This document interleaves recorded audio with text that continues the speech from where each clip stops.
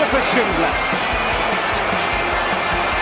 has a chance to write his name in Huddersfield Town legend. And he takes that chance!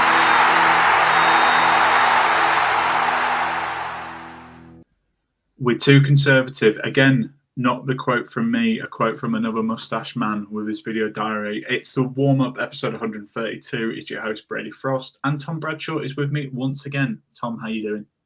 Hi, Brady. I'm not too bad. I mean, it's just me and you, so that means I've got to pull my weight a bit more today, isn't it, really? Got to get that stat book out, blow the cobwebs off it, and show my worth a bit more. Yeah, it's kind of like another crucial game for Town, and you want guests to step up. Definitely because guests don't want to come on, not because we left it last minute, as per. Exactly.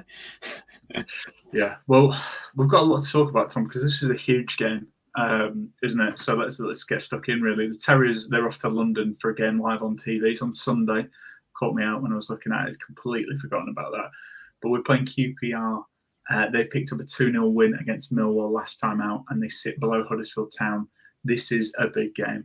I suppose the easiest way to say how big a game this is if Huddersfield avoid defeat, they stay out the bottom three. If they lose, they're in the bottom three. Yeah, Tom, I mean, Kevin Nagle, I alluded to his video diary following the Blackburn game. He also said that this game is a must-win. But in terms of must-wins, Town have failed to win since Boxing Day, beating Blackburn Rovers. What are your thoughts on this QPR match? And I think when we get to the chat with the QPR fan, we were both saying how big it is. It's I think we both said neither of us would be happy with a draw, like in any circumstance. I think maybe a little bit. I think it's got to the point where Town need to win, but I do think, given those last two games, that we should have. If we'd have won those, I'd have been going into. Even if we'd have won one of those last two games, I'd be going into the QPR game thinking, right, maybe if we do draw here, it's not that bad because QPR don't make any ground on us. They don't catch us up. Like if we were on 29 points now, there'd still be a bit more breathing space there, but it's just draws are absolutely killing us. It's like, it's mad when you look at the table. Like I think we have drawn the most games in the league, but kind of the amount of games we've lost, we're in that group of teams that are kind of from 10th down to 20th. Do you know what I mean? Mm-hmm. And it's such a fine line. If we'd changed some of those draws into wins, you'd be up with like Plymouth, Swansea, Cardiff, not even being worried. We'd be having the season that we prayed for at the start of the year, Brady. So it is a massive game, and I think there's got to be a point where if it's just draw for the rest of the season, amazing. I don't think that'd end up keeping us up, to be fair, if we ended up drawing every game now. So I think a lot of people said these 4 games we're 2 in with 2 draws, but I think a minimum was 2 wins. So for me, next one, you've got to be getting 3 points. Yeah, you do. I mean, just to kind of put that into perspective about the draws, it is 12 in the league. It's the most. The next teams are Coventry in 6th on 10, and Watford are also in 9th on 10. I think it's a really interesting one because you look at the table now, and obviously as Town fans, we always look over our shoulder rather than ahead. But I suppose I hadn't, until we kind of done our research into this one.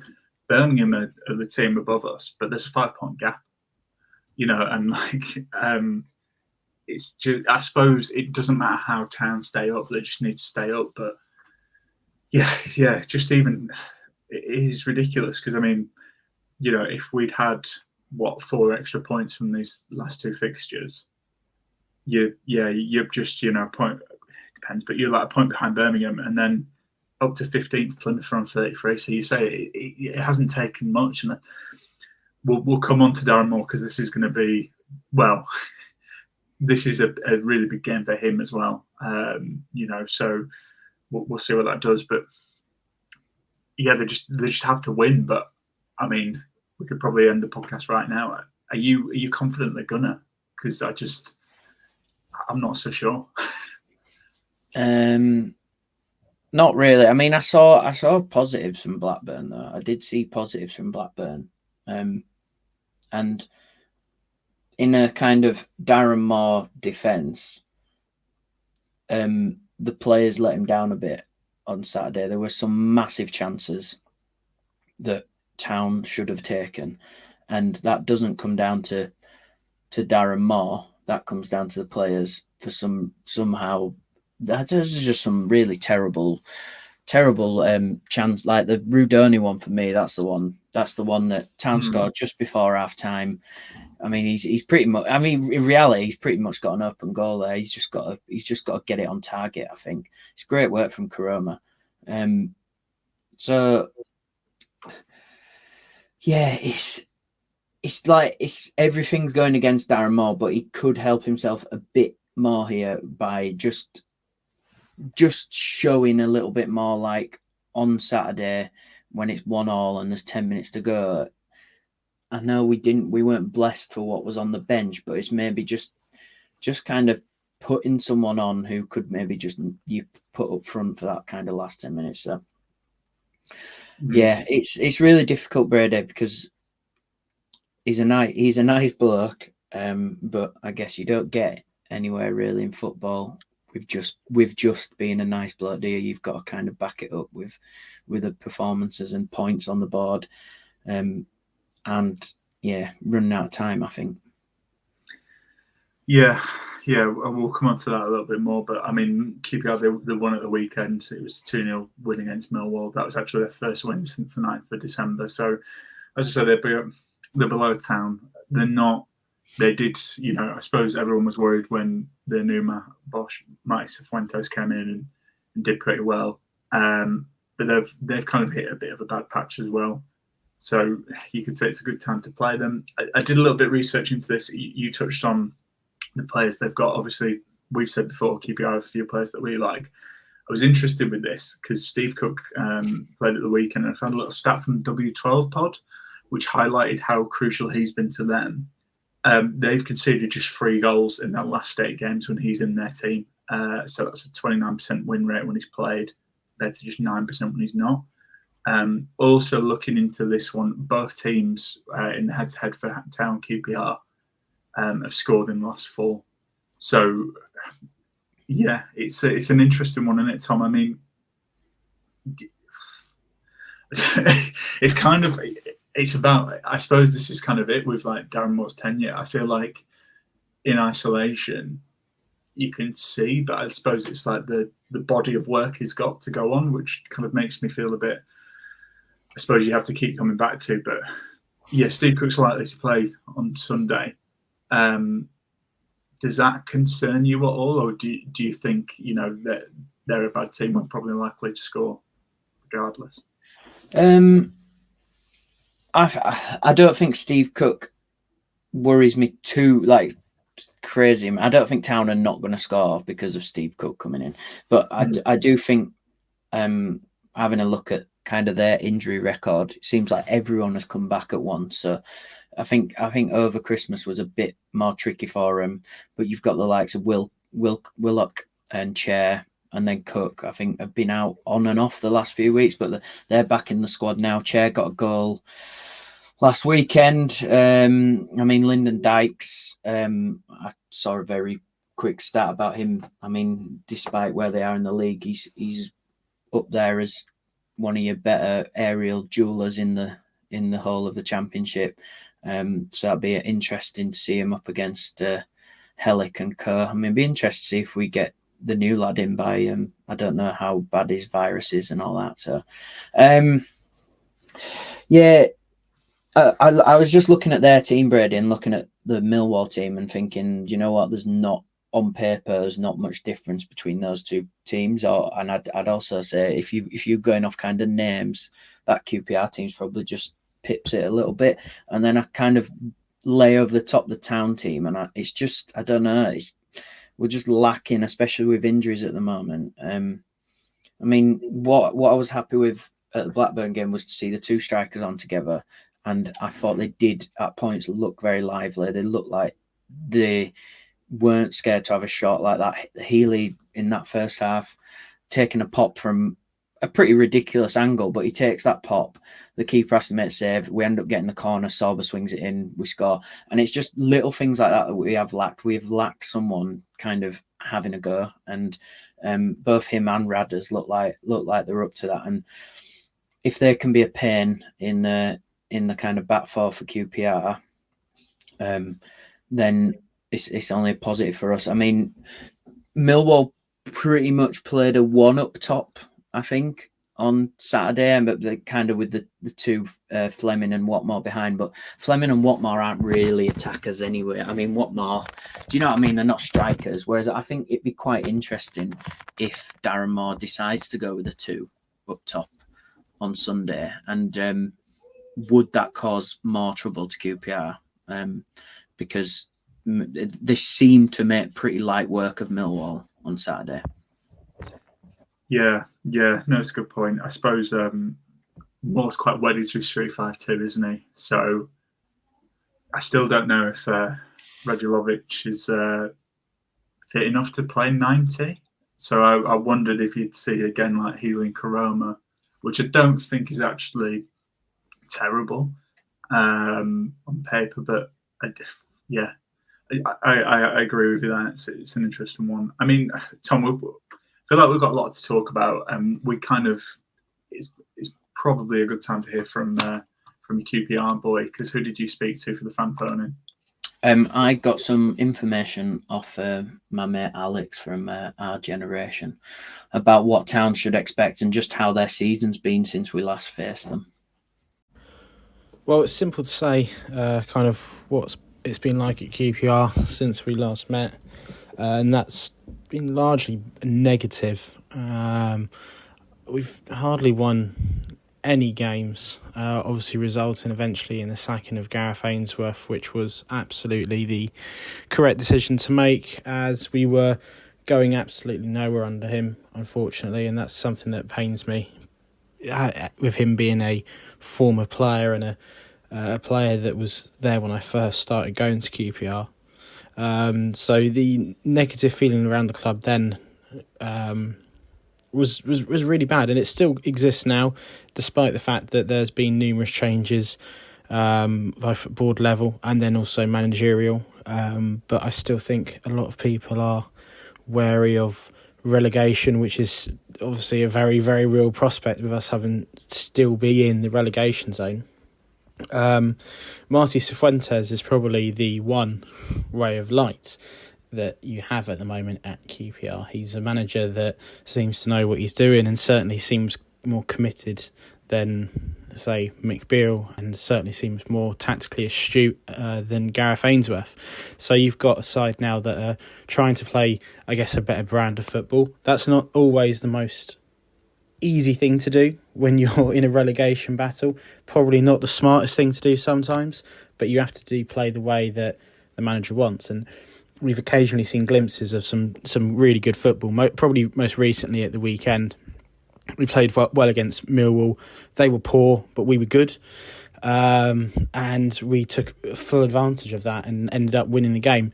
But the wins have still been few and far between for Marty. There was a bit of a false dawn, I guess, a few weeks ago, but that was quickly followed up by quite a few losses on the bounce, and that bad feeling started to sort of permeate around the club again. But hopefully with the win at the weekend, we might be, picking up a few more points, something I guess that you guys won't necessarily be too delighted with. But if you guys are starting to get nervous about us, then we will see that probably as a really good thing. In terms of players in form at the moment, there's not many, to be honest. It's very hit and miss. Some players, have an odd good game and then they're out, and then some good players have a right stinker and then they turn it around. Jack Colback was man of the match on the weekend after being well off the pace against Watford the week before. Paul Smith, who was due to start the game on the weekend, unfortunately got injured in the warm-up, so we're still waiting to hear anything about him, to be honest. And he's been crucial to us. He's been a real a real bright spark throughout the season. But then I guess that shows how bad we have been, because whilst I do really like Paul, he's not necessarily top championship quality, I would say. But he has attributes that have meant that he's probably one of the better players in our team. He's willing to take on his man, he's quick, and he has a sort of like never say die attitude.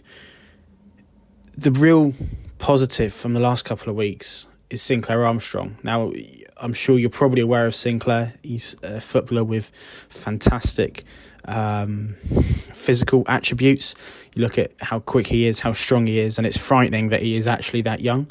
And you think that he is definitely going to be a top player at some point. But finishing has been a real problem for him, and just sort of like getting onto the right balls and being aware in the box. But the last couple of weeks, he scored a fantastic goal against Premier League opposition in the Cup in Bournemouth. He absolutely cooked their defence, turned them and finished neatly into the bottom corner. That was his first goal at home, and then he followed that up with a decent performance against Watford. Unfortunately, his touch let him down at the crucial moment, and that, is still the story. He's very hit and miss, but then he scores at the weekend against Millwall, close range finish, where before he has been hesitant, he was determined and aware to the situation and got right through a couple of players to score the goal. So it's quite nice to be saying that he is in good form, because we've certainly waited for it. In terms of what's happening this season, if we stay up, that's a big success, because we really shot ourselves in the foot at the start of this season. Like I said, I do like Gareth as a player, as a guy. As a manager, he leaves a lot to be desired, unfortunately. And we put ourselves in this position by signing him on last year for a multi-year deal. And that was, resulted in probably one of the most predictable sackings in QPR history. A sacking that I think a lot of QPR fans would have preferred to have seen done at the start of the season. And perhaps an appointment that they would have preferred to have not seen happen at all. So disappointing that ended up in that way. With Marty, we've always got a chance, I think, but there's still errors there. Passing out from the back, it's so important that Steve Cook plays and Jake Clark-Salter as well. If Jimmy Dunn plays, then if your boys have done the homework, then they should be pressing us at all times, putting us under a bit of pressure. He certainly can't handle that at the moment. He's having a very shaky couple of games, but he didn't play at the weekend. Cook came in and was dominant against Millwall. A real perfect game for him, to be honest. If we do stay up, then I see it happening by the very, the bare minimum. We will just about do it. It will go right down to the final weekend, perhaps. A bit like last year. We would, a couple of games before the end of the season, we still hadn't secured our safety for this year. But it's so important, as you well know, as a team in the relegation zone, to stay up this year because of the money coming into the league from next year. So I think everyone's nervous still. But, hopefully at your expense, we can get back-to-back wins, and winning against you would be huge for the season, because we would actually be that little bit closer. Possibly, I think we would actually be out of the bottom three. In terms of what I think the score will be, we're not really high scoring, but we do ship a few goals, which is, the story probably of every team down the bottom of the table. So, if both teams are going to go for it, then it could, in theory, be a relatively high-scoring affair with both teams being shaky. But then it could also be very cagey. I'm going to go with us winning again. I really hope so. That's me being ultra positive, because otherwise there's not much point in going to these games. So I'm hoping for a 2-1, and I think it will be 2-1. So thanks a lot. Yeah. And there we go. Cheers, Alex. Thank you, as always. Absolutely, yeah. No, always good to have the insight, particularly when now another team's not doing as well as Town. More of that, please. I suppose let's get on to it, Tom, because we're kind of talking around it. It's time for Kwama's question. So, ahead of the preview show, we asked you, what does Darren Moore need to do to convince Town fans he's the right manager going forward? I've got to be honest, a lot of the responses were either resign or win games. Fairly straightforward, but I'll read some of the answers and then let's have a little chat about it, Tom. So HT FC Dukes, he says, stop shoehorning players into a formation that doesn't play to the strengths of the players we have available to us would be a good start. That's 22 games of not learning from it. I can't see him changing this now. Slow It Terrier says, start winning some games, preferably playing better quality football. If we were to go on a 10-game unbeaten run, win a fair few of them, most fans would be happy. It's a big if, though. And Nagle, he says, he's given us a 3-point plan here. He says, pick a setup that suits the players, change his own mindset, preferring not to lose rather than trying to win, learn how to change setup mid-game. Tom, it's an interesting one, and I think in the second half of this we'll talk about more and our thoughts on him. But what does Moore need to do to convince you he's the right manager going forward? I mean, to be honest, it's winning games for me. It's that simple. I know it's not that simple to win a game, is it, these days in the Championship? But at this stage in Town's kind of new journey, I think he just needs to keep us up. I look, I'm not like die on this sword for Darren Moore kind of thing, but I think there is a manager in there that can be a successful Championship manager. I think in the terms of kind of age of a manager, he's still a kind of on the younger side of things. So there's still learning there to do. And I think when you look at what Warnock did with his team last year, I find it's very rare you get a manager who is quite adaptable in football anymore. They seem to have their formation and the way they play, and that's it. But it would be nice to, like, how surprising would it be if we rocked up one Saturday and he's playing 4-4-2 or something like that, and it makes you think, well, he's actually thought about the opposition that we're playing here, rather than maybe concentrating on our game. It's more the tactical side of things and thinking, well, they won't, if we can push more men in this, blah blah blah. So I think a bit of that as well, Brady. I think seeing some tactical decisions on before the game and during the game would kind of sway my current opinion on him a bit more.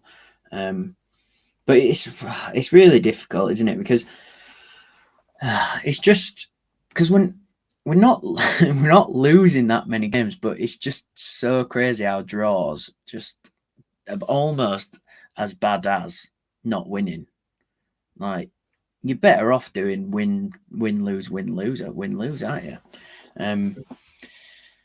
But I do think these next two games, I mean, I would be as brutal as saying it's got to be 6 points, or I'd be making the change. Yeah, I think that's where I'm at. Like, obviously he needs to win these two. I think that's kind of the minimum, really. And to be honest, the gauntlet's kind of been thrown down by Nagle. He has to win this one. And I think Elliot talked to you spot on about the draws there. Elliot Jackson, who we had on for the last preview show, he mentioned how, and with the draws, and how they just don't really build them in any momentum. And that's what we're struggling with here. Like you say, it's hard to get behind a team when there isn't a lot to go on. So I think if he's going to convince Town fans he's the right manager going forward, he needs to win the next two. But I'd also argue, and you kind of alluded to it there, need a performance in there. I almost like, it's hard to see it coming, but you almost want like a 3-0 against one of them. Just an absolute, like, we've gone for it and we've won convincingly. And I just think the Town fans need to have something to believe in. And I just don't think, funny enough, we talked earlier in the show about that Blackburn Boxing Day win 3-0. They need one of them again. I thought that might be the start. And you almost think it's a shame they lost to Middlesbrough, because they'd had, if they'd got a point out of that, or 4 points, it just maybe looks something different. We played all right against Middlesbrough as well. I think this is kind of hinders him as well a little bit. It can be boring at times, but I mean, and this is the kind of the fine lines of football. I feel like I've said that loads today already, but it's like with Carlos, the football wasn't very good, but he won games. And it's like, if Town, where that performance against Borough was something a little bit different. I feel like we went for it a bit more, and people came away saying, "Yeah, I like that. I enjoyed that game because Town actually went for it." Mm. And yeah, it's just if he can turn these more what you'd call them a bit boring performances into wins, then I don't think he'd have half the stick he's getting. Yeah, I don't disagree. I suppose it's just my concern is he's kind of a bit of damned if he does, damned if he does, damned if he doesn't, because Nagle's said this is a must-win game. So I just feel like if he comes out and goes for it at QPR, and let's say we win 2-1, and we again maybe a bit like the Blackburn game, we have the best chances fall to us, and we've looked and gone for it. I feel like people will just say, well, yeah, he's kind of playing because his job's on the line. Whereas, I don't know, it's really hard because I suppose maybe we should take a break and come back to it. But it would be interesting. I just don't. I don't know if he can turn it around with a lot of the fan base. I think that's the problem. Unless you, like you say, you win those next two, then you've got 8 points in 4 games, and more importantly, you've really killed the momentum for Wednesday in QPR. Losing to a team that they equally, the QPR podcast will be talking about this, how this is again they have to win. So yeah, maybe then it looks different because weirdly it's 8 points out of 4. But I suppose fans would still be like, well, maybe you'd argue we probably should have got 10 points or even 12 points, really. So it's a tough one. I think let's take a break now. Obviously, it's halftime in the pod, so a nice distraction would maybe be to head to magicrockbrewing.com and get 10% off any orders that you do online with our code AHTTC10. Don't forget, if you're doing dry Jan, they have alcohol-free options as well, so something for everyone. Let's take a little bit of a break, shall we? And let's come back and talk about Darren Moore and Huddersfield Town. Okay, Tom. Yeah, it's quite Darren Moore heavy, this, but I think it's because it is such a big game. I'm going to highlight Lee Morris's tweet. Lee Morris will love the shout out here, but I think it kind of caught my eye, really. And it's been a bit of a topic for discussion amongst me, pals, and our WhatsApp group. So Lee Morris's tweet is Darren Moore's a 13.64 win percentage as Huddersfield Town bosses, edging ever closer to Danny Schofield's 11.11 win percentage in 2022. He's already lower than Malcolm McDonald, who had 16.22 win percentage, Mick Wadsworth 23.26, Steve Smith 23.68, and Mark Fotheringham 23.81, and Chris Powell, who had 25%, 26 basically. Mm. Do you think time's up for him, Tom?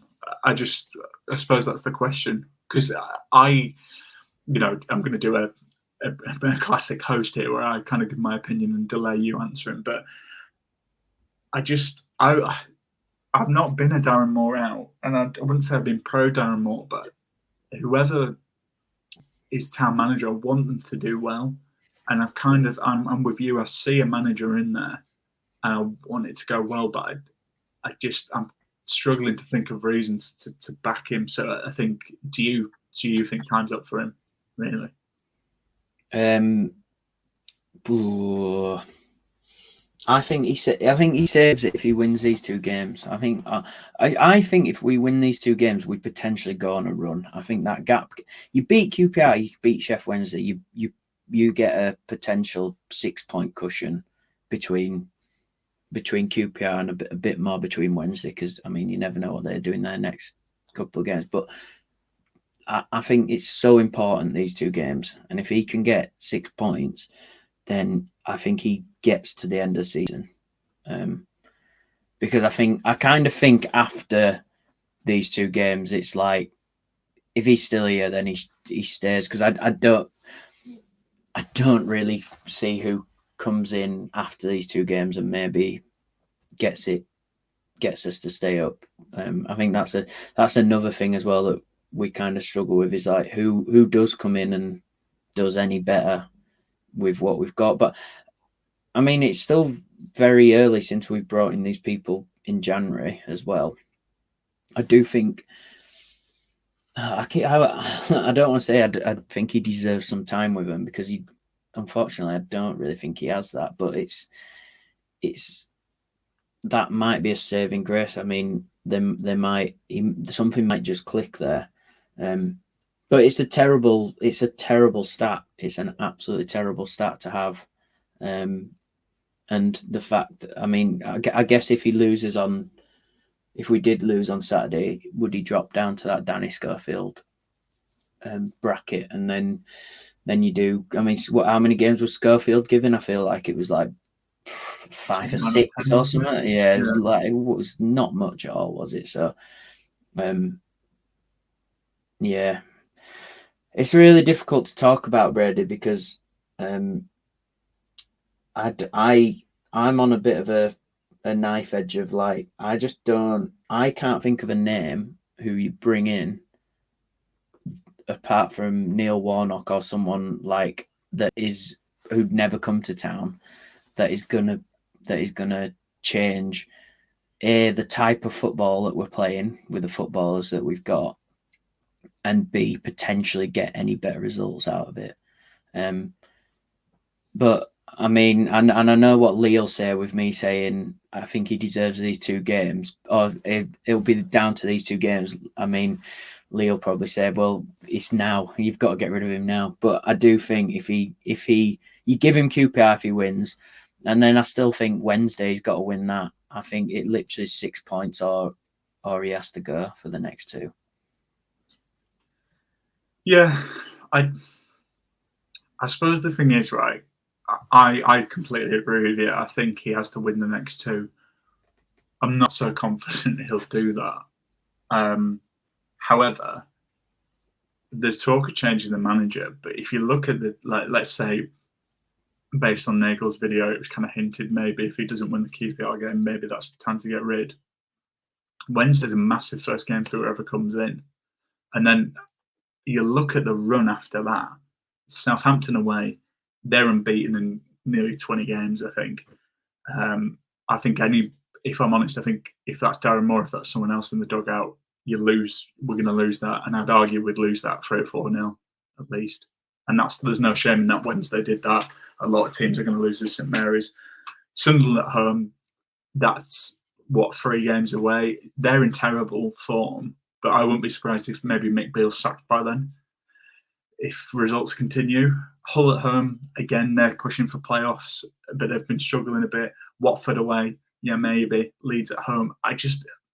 Any manager coming in now, I don't really see where they're going to get the momentum. Obviously, you've got like Rotherham a bit further down the line, and things can change quite quickly in the Championship. We know that, but I'm not saying that should be a reason why Darren Moore stays. But I just don't. It's hard. I keep to and froing on this, like you. I mean, after the Blackburn game, I think it's fair to say like I'd lost a bit of patience with Darren Moore. I think I've not really gone more out, and I suppose looking at the Blackburn game, I was saying I just wonder if there's a manager who does get something better out of this squad.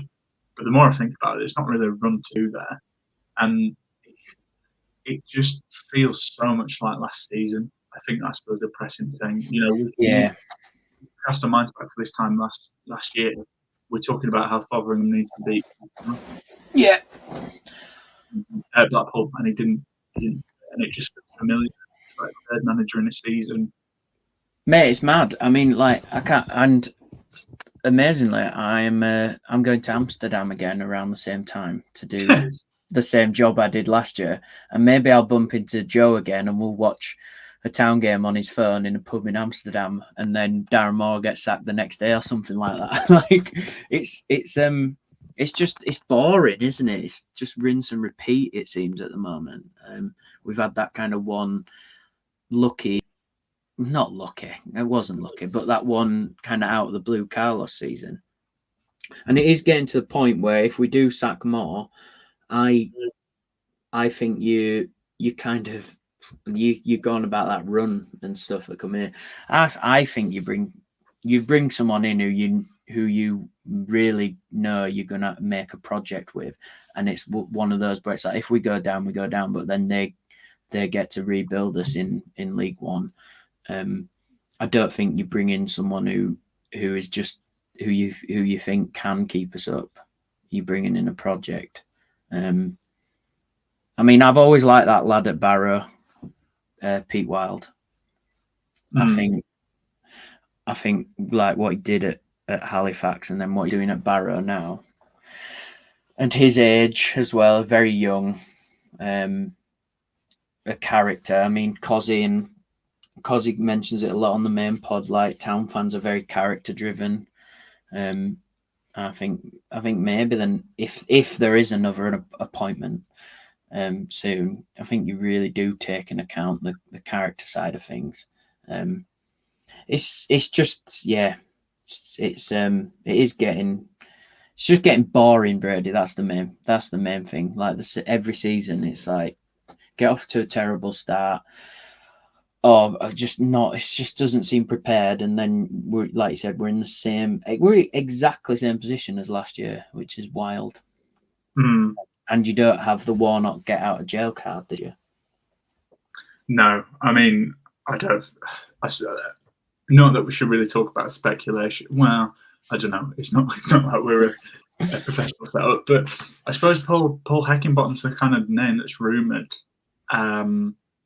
You see it on Twitter, but I've got to be honest, Tom. I'm not. Clip this up if he does come in, but I'm not really convinced that's loads better. Really, I'm with you there, Brady, 100%. I look at kind of Paul Heckingbottom's. I mean, he did amazing at Sheffield United last season, but Jesus, that was a very good team, very good players in that team. And then I look at what Darren Moore has had, and like when he was at West Brom, he had a reasonably good team. Did they lose in the playoffs? Or got them in and around the playoffs, that kind of thing. And then obviously Wednesday relegated with them, but then pretty much should have absolutely romped League One, ended up going into playoffs and winning it as well. Doncaster for the level, I think that was a bit more of a challenge, and he did really well there as well. So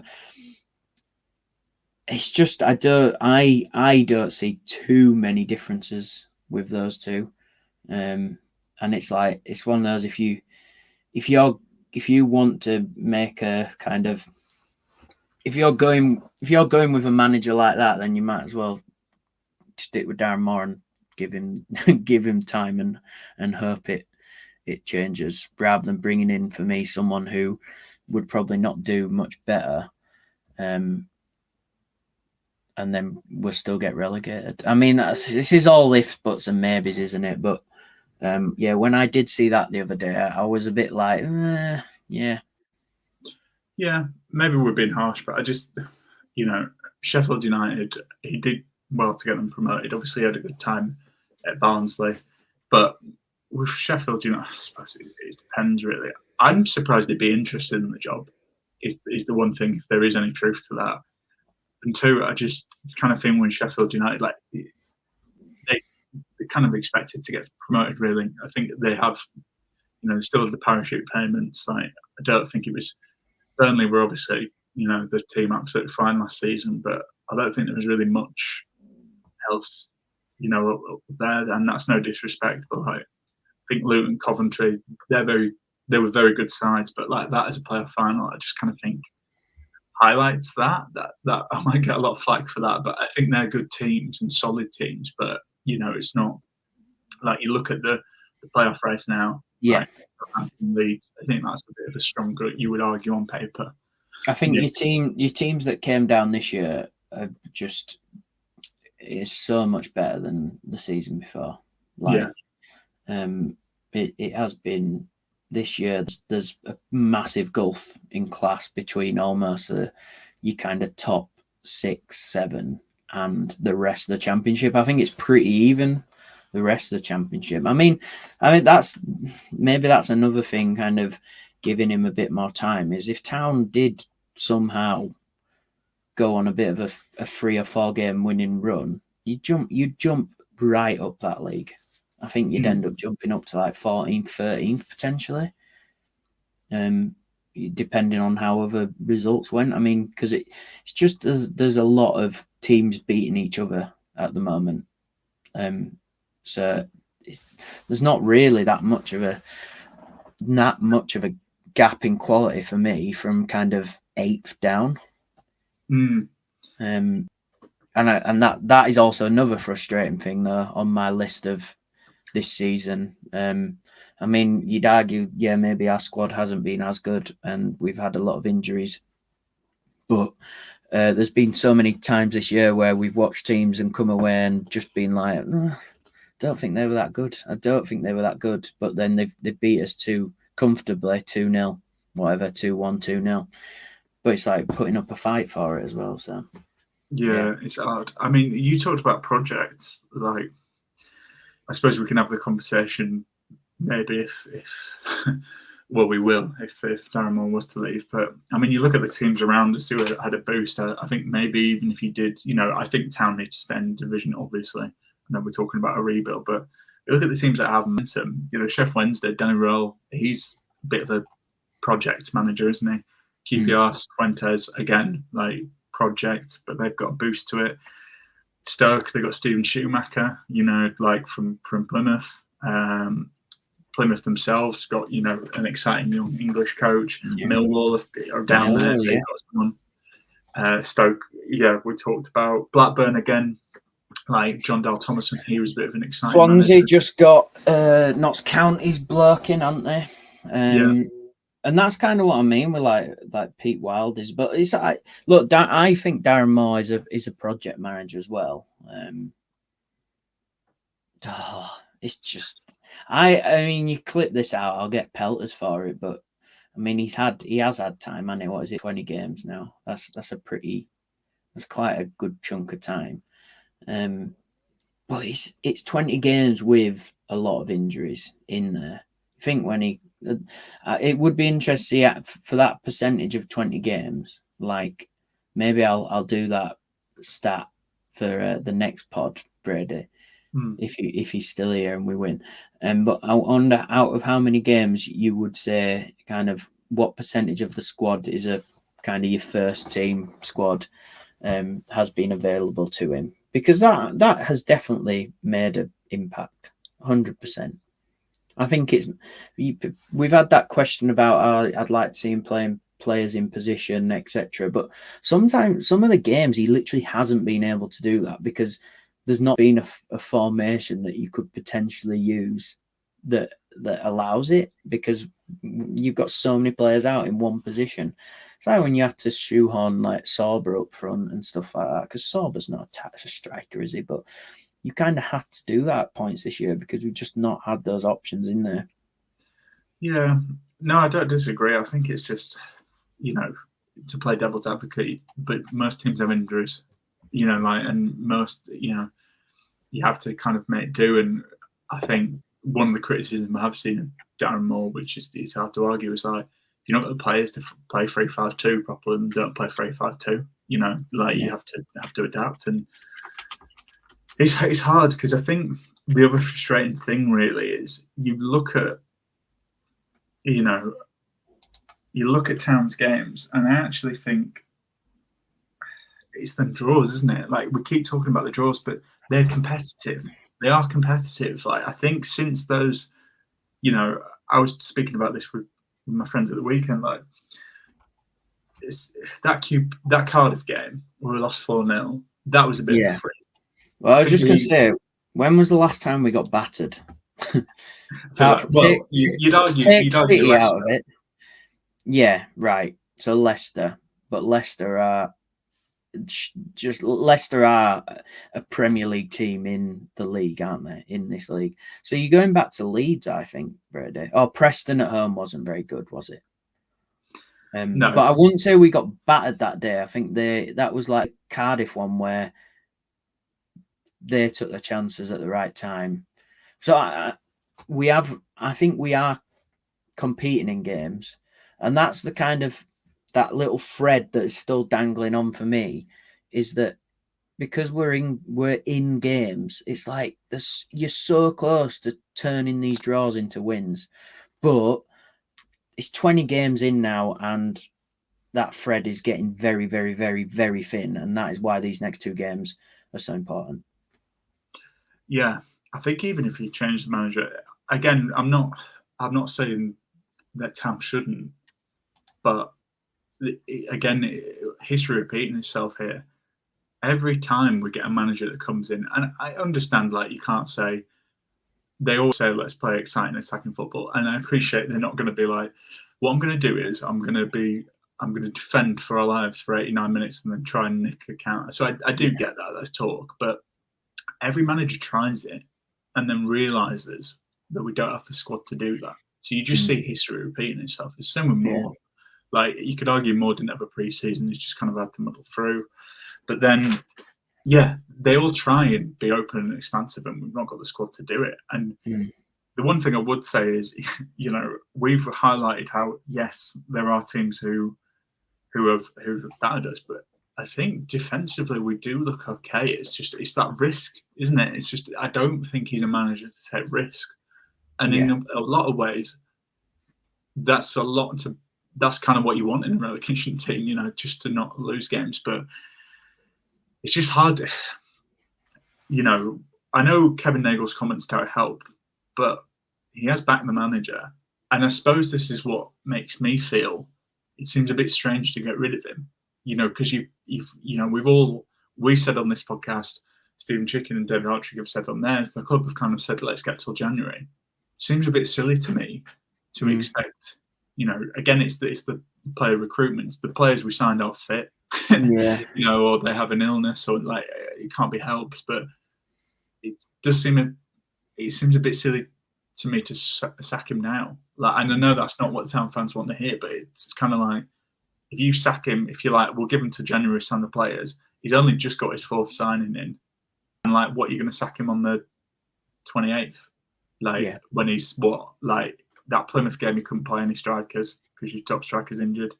He's brought, it's hard. Like, that's how I'd sum up this podcast. Like, my thoughts. Yeah. I'm with you. I'm with you there, Brady. But I'll find one last say on this kind of matter. I don't even remember what the question was now. We've been going on that long, I think.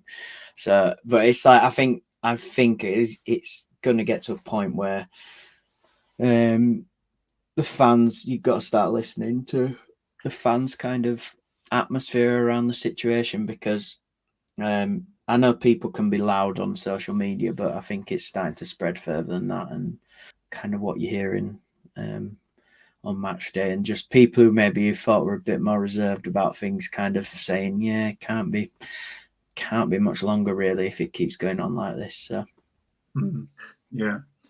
Okay, well, we've talked about signings. Maybe let's come on to this then with this one. The new lad, Radina Bolka, go listen to our Signed and Sealed. He could play a part in this game. Radlovic came on, in the Blackburn game. Healy played 90 minutes. This is a must-win game then, Tom. What would you do? I know we used to do the lineups back in the day, but I'm just curious to see how you'd approach this if you were in the dugout. Well, I mean, I'd definitely be playing two up top, as I've mentioned. I mean, look at kind of how they like to play. They do look like they're a bit more of a passy side. So it's very rare that they play the long ball. I think can't remember what I saw. Something like 15% of their overall passes this season are kind of direct and long. So it's one of those, isn't it? If you kind of break it up a lot, and if you keep that back line really solid and frustrate them and can't let them get through, you let them have the ball, whatever. But then if you can get them on that kind of counter, it's one of those, maybe you play the complete opposite to how they're playing and get two up front, be very direct, very, very aggressive up top. I think obviously their front kind of three are in a bit of form. That there's that young lad, Sinclair Armstrong, who's kind of getting very good words said about him. I was listening to a bit of Five Live after after Saturday, and there was a lot of talk. I think he's only 20, and some very kind of interesting references given to him. I think he is Irish, a bit of kind of that kind of Shane Long striker coming over and being very good, bit of a poacher, goal scorer, quite aggressive as well. So I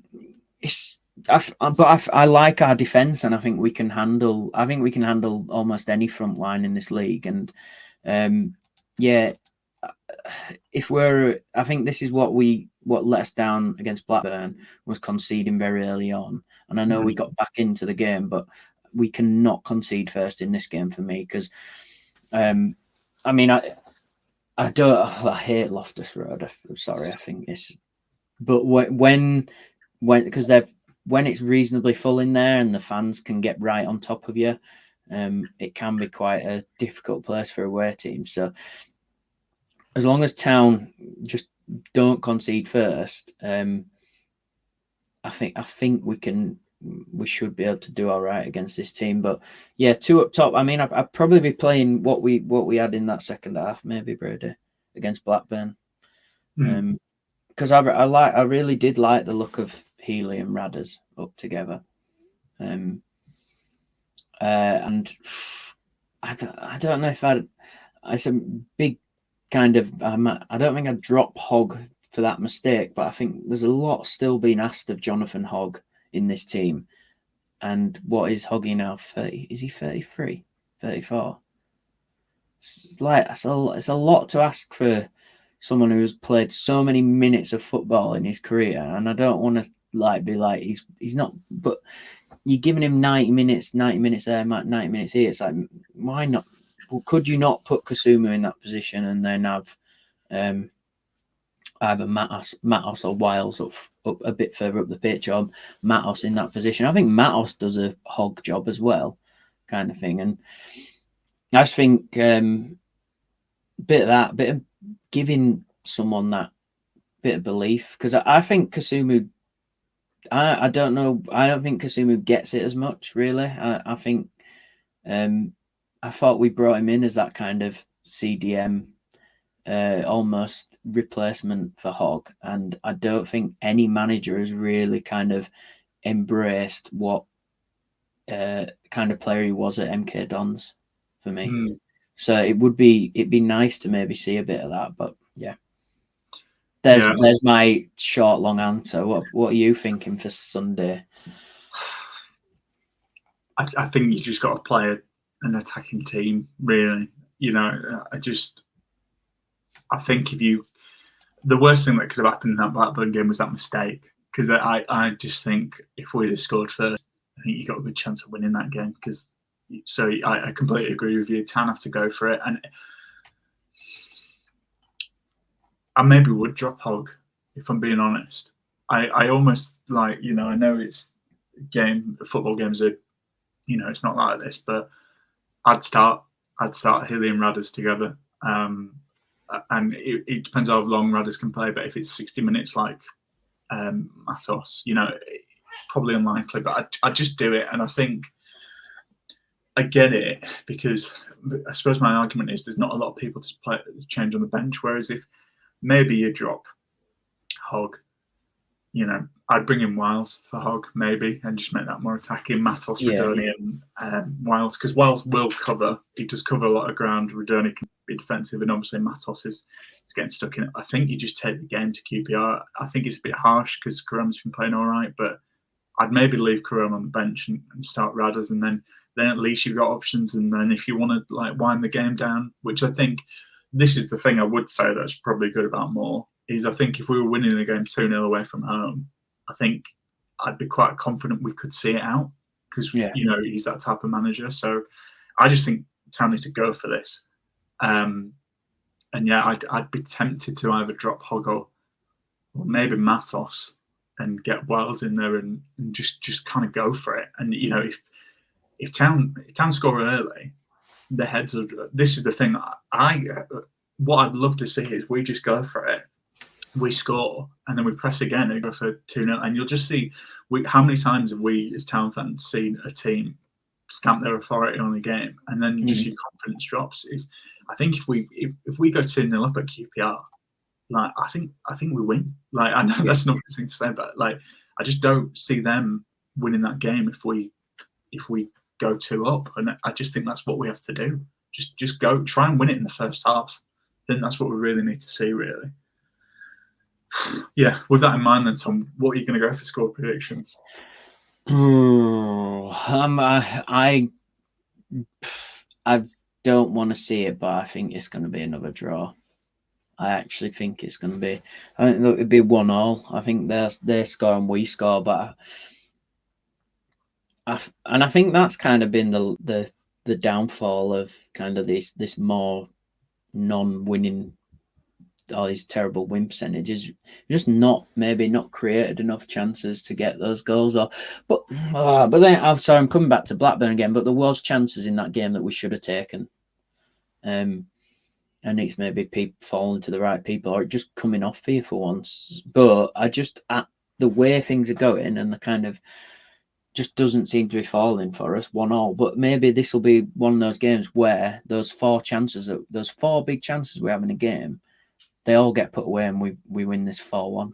Do you know what I mean? You never know, do you? I think there'll be chances again, but it just doesn't seem to be going in for us. So I think 1-1, and then I think then after that, Kevin Nagle has his first massive decision to make as new chairman. I completely agree. I just think this is another draw. I just don't think we. I think that's it, Brady. I think they're. I think they're good, but I don't think they're kind of good enough to be scoring 2 or 3 past us. And like you said, they do tend to concede, like these last few games as well. They've conceded like 1 or 2, haven't they? So I can still see us getting a goal, and that's why I just see it as maybe a draw. And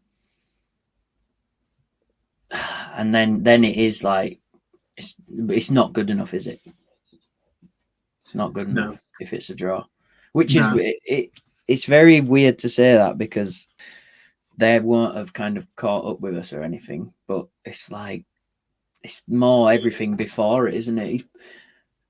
The whole squad has put the squad and the management and everything, they've put this pressure really on themselves in the sense that it's come down to these 2 games really, because if a couple of those games before that were draws were wins, we wouldn't be having this conversation at all. You'd be like, yeah, well, he could win a couple more, but look, we're 6 points, 6 or 7 or 8 points above QPR, so it's not that bad. Like you could have even afforded to lose this one tomorrow, and they'd still. Do you know what I mean? If you'd have lost it and they were still maybe 5 or 4 points behind you, you'd still be a bit like, yeah, that's not a good result, but from what we've done in the past, I think we can, we'll be all right. Whereas it's just like everyone is saying, we're not going to win enough games. We're not going to win enough games to stay up. Yeah, well, I think let's end it there because we're very indecisive. This is the most depressing podcast I think we've ever done. Do you think?